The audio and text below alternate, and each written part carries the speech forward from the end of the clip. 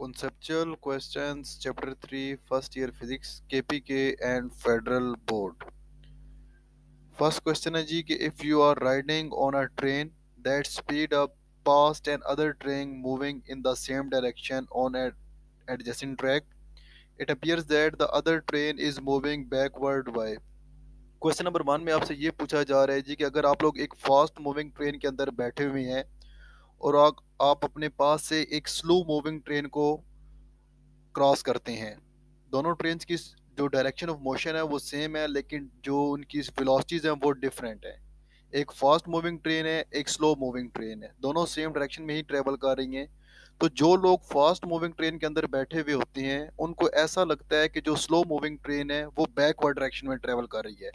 ऐसा क्यों होता है जी? तो इस क्वेश्चन का आंसर हमारे पास सिंपल है जी कि it is because of the relative nature of velocity. ये हमारे पास होता है due to the relative nature of velocity. एक ट्रेन है जिसकी स्पीड काफ़ी ज़्यादा है तो उसकी रिस्पेक्ट से दूसरी ट्रेन की स्पीड हमारे पास कम होती है। तो ये जब हम लोग एक चीज़ को किसी दूसरी चीज़ के साथ रिलेट कर रहे होते हैं तो ये फिर हमारे पास रिलेटिव नेचर बन जाती है। अब यहाँ पर एक ट्रेन की स्पीड जो है वो काफ़ी ज़्यादा है, जो दूसरी ट्रेन है उसकी स्पीड हमारे पास कम है। तो जिस ट्रेन की स्पीड कम है तो उसके साथ उसको उसके पास से जब फास्ट मूविंग ट्रेन गुजरती है तो ऐसा महसूस होता है कि जो स्लो मूविंग ट्रेन है वो बैकवर्ड डायरेक्शन में मूव करना शुरू कर देती है। अगर इसकी एक्सप्लेनेशन अगर हम यहाँ पर चेक करें तो consider two trains moving with different velocities in the same direction. जो कि अभी आपको मैंने बताया कि दो ट्रेन्स हैं, दोनों डिफरेंट वेलोसिटीज के साथ सेम डायरेक्शन के अंदर मूव कर रही हैं। The observer is present in faster train. जो पर्सन ये ऑब्जर्व कर रहा है, जिसको यूं लग रहा है कि ट्रेन बैकवर्ड डायरेक्शन में ट्रेवल कर रही है स्लो मूविंग, वो फास्टर ट्रेन के अंदर बैठा हुआ है। When faster train having the observer passes the slower train, the slower train appears moving backward. कहते हैं कि जो फास्टर ट्रेन का ऑब्जर्वर है उसको ऐसे लगता है कि जो स्लो ट्रेन आ रही है वो बैकवर्ड डायरेक्शन में ट्रेवल कर रही है। उसकी रीजन यहाँ पर अगेन फिर यही बताई जा रही है जी कि the faster train is moving head, क्योंकि जो फास्टर ट्रेन है वो आगे की तरफ जा रही है और वो काफी स्पीड के साथ मूव कर रही है। The slower train is lagging behind. जो आप लोगों के पास दूसरी ट्रेन है उसकी स्पीड कम है तो वो डेफिनेटली फास्ट मूविंग ट्रेन से पीछे रह जाएगी, उसको लैग करेगी। तो ये पीछे रह जाने की वजह से हमें ऐसा महसूस होता है कि जी ये ट्रेन बैकवर्ड डायरेक्शन में ट्रेवल कर रही है। एक्चुअल में वो बैकवर्ड डायरेक्शन में ट्रेवल नहीं कर रही होती। If the other train gain the equal speed it will appear at rest. अगर तो दोनों ट्रेन जो हैं वो सेम स्पीड के साथ मूव करना शुरू कर दें तो फिर ऐसा लगेगा कि दोनों की दोनों ट्रेन रेस्ट में है। ये किसको लगता है? जो ऑब्जर्वर ट्रेन के अंदर बैठा हुआ होता है उसको ऐसा महसूस होता है कि ये दोनों ट्रेन कहाँ पर हैं जी? रेस्ट में है। तो ये हमारे पास था क्वेश्चन नंबर 1। नेक्स्ट हम देखते हैं क्वेश्चन नंबर 2।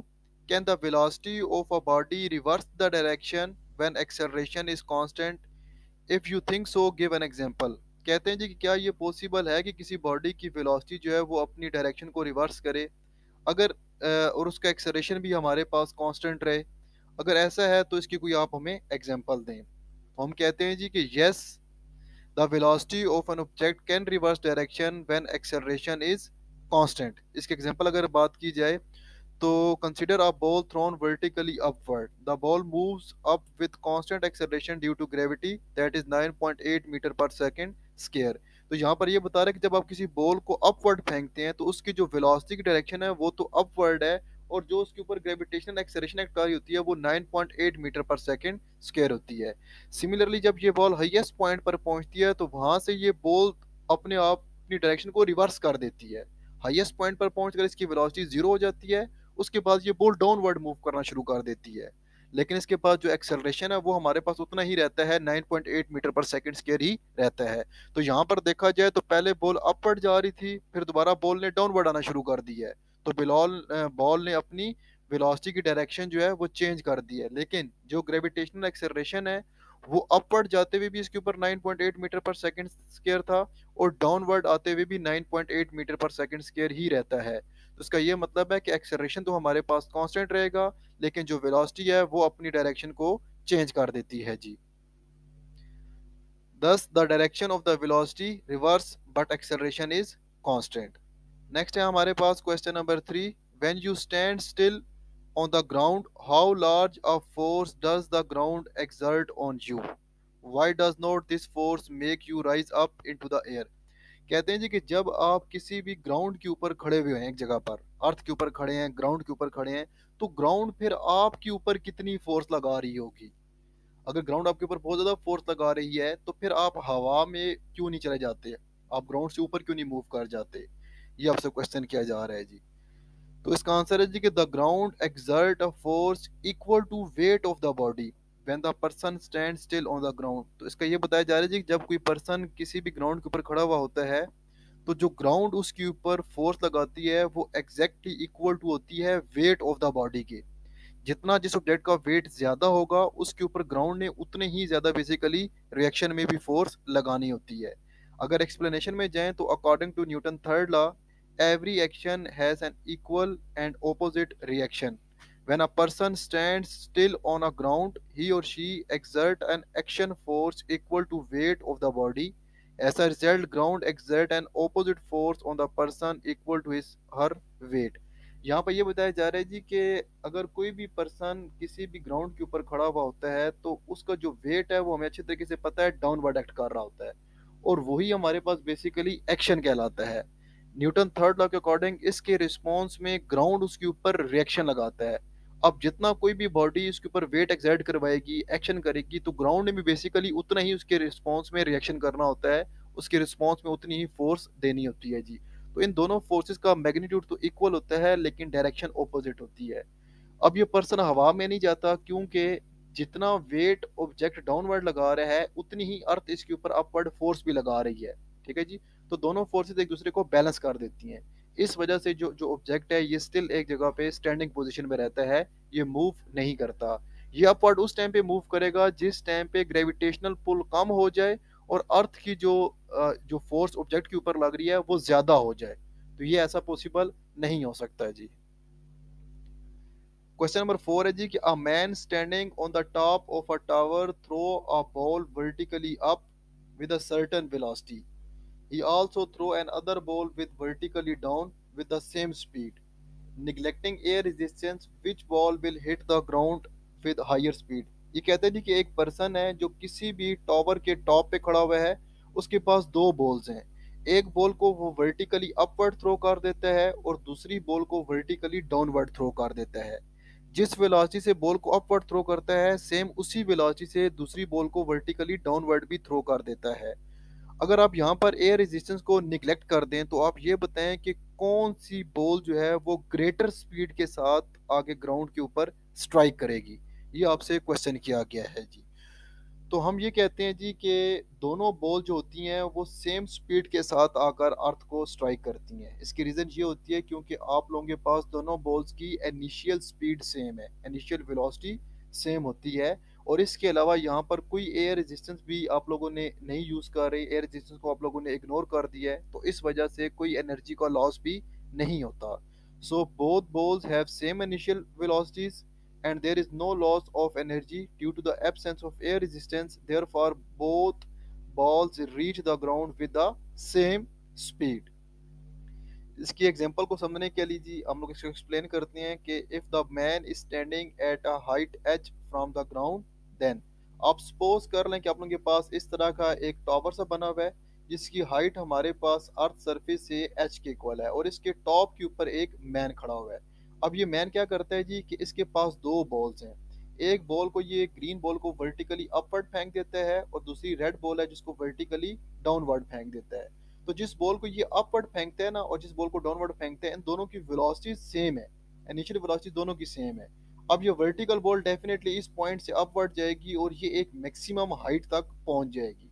अब अगर ग्राउंड लेवल से आप देखें तो ये जो ग्रीन बॉल है इसने एच ये डिस्टेंस कवर किया हुआ है, प्लस H1 ये एक्स्ट्रा डिस्टेंस कवर किया हुआ है। तो इसका ये मतलब है कि जो ग्रीन बॉल है वो उसका अर्थ से सरफेस से कुछ एक्स्ट्रा डिस्टेंस आ जाएगा, लेकिन रेड का डिस्टेंस नहीं बनता। अब जब ये ग्रीन बॉल अपवर्ड जा रही होगी तो ये अपनी काइनेटिक एनर्जी को कम कर रही होगी और पोटेंशियल एनर्जी को ज्यादा कर रही होगी। जब ये हाईएस्ट पॉइंट पर पहुंच जाएगी तो यहाँ पर इसकी वेलोसिटी जीरो हो जाएगी। उसके बाद इस बॉल ने डाउनवर्ड मूव करना शुरू कर देना है और एग्जैक्ट इस रेड बॉल के लेवल तक आ जाना है जी। तो जितनी इसने काइनेटिक एनर्जी लूज की थी, पोटेंशियल एनर्जी गेन कर ली, उतनी ही दोबारा इस पॉइंट के ऊपर इसने पोटेंशियल एनर्जी लूज कर दी है और काइनेटिक एनर्जी गेन कर दी है। तो इसका ये मतलब है कि जब ग्रीन बॉल इस टाइम पे पहुंचेगी तो इसके पास एग्जैक्टली वही वेलोसिटी होगी जो इस रेड बॉल के पास वेलोसिटी है। तो अब देखा जाए तो दोनों की इनिशियल वेलोसिटी तो सेम है, ठीक है जी, दोनों की इनिशियल वेलोसिटी हमारे पास सेम है। तो इस वजह से हम लोग ये कह देते हैं कि दोनों बॉल जब आगे अर्थ सरफेस के साथ आगे कोलाइड करेंगी तो याद रखिएगा दोनों की फाइनल वेलोसिटी भी सेम हो जाएगी। हाँ, टाइम ऑफ इम्पैक्ट जो है वो डिफरेंट होगा, जो रेड बॉल है वो जल्दी आगे स्ट्राइक कर देगी, जो ग्रीन बॉल है वो थोड़े टाइम के बाद आगे स्ट्राइक करती है जी। So ball thrown vertically up with initial velocity v1 cover additional distance h plus h1। ऐसे ही है जी, जिस बॉल को आपने अपवर्ड थ्रो किया था उसने कुछ एडिशनल डिस्टेंस भी कवर किया हुआ है।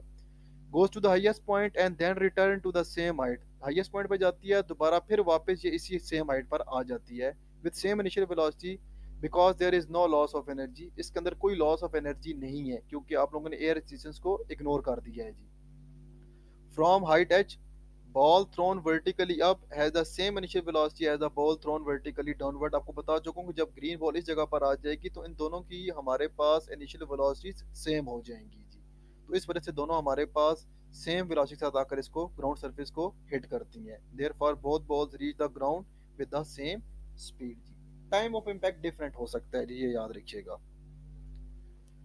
क्वेश्चन नंबर 5 है the cricket coach explains that follow through with shot will make the ball travel a greater distance. Explain the reason in terms of impulse momentum theorem. एक cricket coach है जी, वो अपने team को ये बता रहा है कि जब आप किसी भी बॉल के ऊपर शॉट लगाते हैं तो आप फॉलो थ्रू लाजमी करें, ठीक है जी। इससे ये होता है कि बॉल ज्यादा डिस्टेंस ट्रेवल करती है। वो आपसे ये क्वेश्चन कर रहा है कि आप इस बात को एक्सप्लेन करें इन terms of impulse momentum theorem. Follow through का क्या मतलब होता है? फॉलो थ्रू का ये मतलब होता है कि जब भी कोई भी बैट्समैन किसी बॉल को हिट करता है तो वो हिट करने से पहले अपना एक स्टाइल बनाता है, अपने बैट को स्ट्रेट रखता है, बैट को बेंड करता है जिसके अकॉर्डिंग जिस तरफ उसने शॉट लगानी होती है। तो ये हमारे पास फॉलो अप कहलाता है। आगे मैं आपको इसको फिगर में जरा इसको अच्छे तरीके से समझाता हूँ। अब इसका रीजन क्या होता है जी? The cricketer coach explain follow through with the shot because it will make the ball travel a greater distance. इससे हमारे पास बॉल ज्यादा से ज्यादा डिस्टेंस पे ट्रेवल करती है, इस वजह से वो यूं बोलता है, ठीक है जी। एक्सप्लेनेशन के लिए आप फॉलो अप टेक्निक से क्या होता है जी कि हमारे पास टाइम ऑफ इम्पल्स जो है ना वो बढ़ जाता है when the ball is leaving the bat. As a result more impulsive force will act on the bat. अब यहाँ पर ये देखा जाए तो ये एक बैट्समैन है ना, इसने अपनी बॉल को अपवर्ड शॉट करना है, तो ये अपने बैट को अगर आप देखें तो इसने अपने आप को बैट को भी ये अपवर्ड लेके जाता है साथ ही आगे। ये होता है फॉलो थ्रू, इसको फॉलो करवाता है, ठीक है। इससे क्या होता है जी कि इससे अगर इसने स्ट्रेट लगाना हो तो ये अपने बैट को बिल्कुल स्ट्रेट फॉर्म में रखेगा। अब यहाँ पर देखा जाए तो ये अपनी बॉल को हिट कर रहा है अपवर्ड, तो ये अपने बैट को भी सेम देखें जिस तरफ बॉल जा रही है बैट को भी सेम इसी डायरेक्शन में ही लेके जा रहा है। तो ये होता है फॉलो थ्रू, ठीक है जी। अब इससे क्या होता है कि जब ये बॉल और बैट इसके दरमियान में जो टाइम ऑफ इम्पैक्ट होता है ना जी वो बढ़ जाता है। जब टाइम ऑफ इम्पैक्ट बढ़ जाता है तो ऑटोमेटिकली इससे इम्पल्स भी बढ़ जाता है जी। और हमें अच्छे तरीके से पता है कि जितना जो हमारे पास इम्पल्स मोमेंटम थ्योरम है वो अपने के पास यही होता है जी कि change in impulse is equal to होता है चेंज इन मोमेंटम के, या total impulse is equal to होता है हमारे पास चेंज इन मोमेंटम के। आप जितना ज्यादा मोमेंटम बॉल को प्रोवाइड करेंगे बॉल उतना ही दूर जाएगी। मोमेंटम ज्यादा अप्लाई करना है तो इसके लिए आपको फिर इम्पल्स को ज्यादा करना पड़ेगा। ये जो फोर्स है ये तो ऑलरेडी आप लोग पहले इसको ज्यादा अप्लाई कर रहे हो। दूसरा, अगर आप डेल्टा टी को भी इंक्रीज कर दो, डेल्टा टी भी बढ़ जाए और एफ भी बढ़ जाए, इससे इम्पल्स बढ़ जाएगा। और इम्पल्स इज इक्वल होता है चेंज इन मोमेंटम के, यही हमारे पास इम्पल्स मोमेंटम थ्योरम होता है जी। तो अब फॉलो अप से ये होता है कि आप लोग बेसिकली अपना ये टाइम इंक्रीज कर रहे होते हो, ये टाइम भी इंक्रीज हो गया, फोर्स ऑलरेडी हमारे पास इंक्रीज है, तो दोनों का प्रोडक्ट हमारे पास मैक्सिमम आ जाएगा, जिसकी वजह से हमारे पास चेंज इन मोमेंटम ज्यादा होगा और आप ज्यादा से ज्यादा मोमेंटम इस बॉल को ट्रांसफर कर देते हैं जी। So the follow through technique with the shot increase the time of impulse. This time is increases when the ball is leaving the bat. As a result, more impulse force will act on the bat. Thus, the main purpose of the of following through is to extend the amount of time for which the bat and balls are in contact. तो main purpose क्या है जी? आप लोगों ने basically इस time को increase करना होता है। क्वेश्चन नंबर 6 है जी कि when you release an inflated but United balloon untied balloon why does it fly across the room. कहता है जी कि जब आप लोगों के पास एक इन्फ्लेटेड और अनटाइड बैलून को आप किसी भी कमरे के अंदर रिलीज करते हैं तो वो कमरे के अंदर उड़ना शुरू कर देता है, डिफरेंट डायरेक्शन के अंदर मूव करना शुरू कर देता है। ऐसा क्यों होता है? इन्फ्लेटेड और बैलून का मतलब ये होता है कि ऐसा बैलून जिसके अंदर हवा वगैरह भरी हुई हो। तो हम ये कहते हैं जी कि this is because of the law of conservation of momentum, because of law of conservation of momentum. The escaping gas and balloon form a closed system when an inflated but untied balloon at rest is released. कहते हैं जी कि जब आप लोगों के पास, अगर मैं यहाँ पे आपको बताऊं तो ये देखें, ये आप लोगों के पास एक बैलून है, ठीक है, ये इसका जो साइड पहले आप लोगों के पास टाइट हुई हुई होती है, तो ये हवा इसके अंदर प्रेशर में एक क्लोज प्रेशर इसके अंदर लगा रही होती है, ठीक है। तो ये हमारे पास एक क्लोज सिस्टम बना देते हैं। जैसे ही आप इस टेंट को ओपन करते हो तो यहाँ से गैस जो है वो एक हाई प्रेशर के साथ बाहर निकलती है। तो गैस का जो मोमेंटम है वो इस तरफ हमारे पास रहता है। उसके बाद जितना मोमेंटम इसकी तरफ बैकवर्ड एक्ट कर रहा होता है, इतनी ही मोमेंटम के साथ इस बैलून ने आगे मूव करना होता है हमारे पास, ठीक है जी। तो ताकि देखें आप, इस सारे प्रोसीजर से पहले जो उसका मोमेंटम था ना वो जीरो था, तो अब आफ्टर एस्केपिंग द गैस भी मोमेंटम हमारे पास क्या रहना चाहिए, जीरो ही रहना चाहिए, because of law of conservation momentum. तो हम कहते हैं कि जितना मोमेंटम बैकवर्ड होता है उतना ही मोमेंटम हमारे पास फॉरवर्ड डायरेक्शन में भी हो जाता है। तो जिसकी वजह से हमारे पास आफ्टर जो एस्केपिंग ऑफ गैस जो है, टोटल मोमेंटम हमारे पास जीरो ही रहता है। So the escaping gas and balloon form a close system when all inflated but untied balloon at rest is released. The gas inside the balloon, which is at high pressure, rushes out from the open end of the balloon. अब इससे क्या होगा जी, the balloon and remaining gas gain a momentum equal and opposite to the momentum of the gas escaping. अब ये कह रहे हैं जी कि जिस जो बैलून है और बैलून के अंदर जो थोड़ी बहुत गैस पड़ी हुई है, वो सेम उसी मोमेंटम के साथ आगे मूव करना शुरू कर देती है जिस मोमेंटम के साथ कुछ गैस जो है वो रियर एंड से बाहर निकल जाती है। Therefore, the balloon flies across the room opposite direction to the escaping gas. Definitely दोनों का मोमेंटम जो है वो opposite है। तो जिस डायरेक्शन से जो गैसेस बाहर निकल रही हैं, तो बैलून जो है वो इसके ऑपोजिट डायरेक्शन में आगे मूव करना शुरू कर देता है जी। होप सो दैट आपको ये टॉपिक यहाँ तक समझ लग चुका होगा जी। आज के लिए आपके यही क्वेश्चंस हैं, जो रिमेनिंग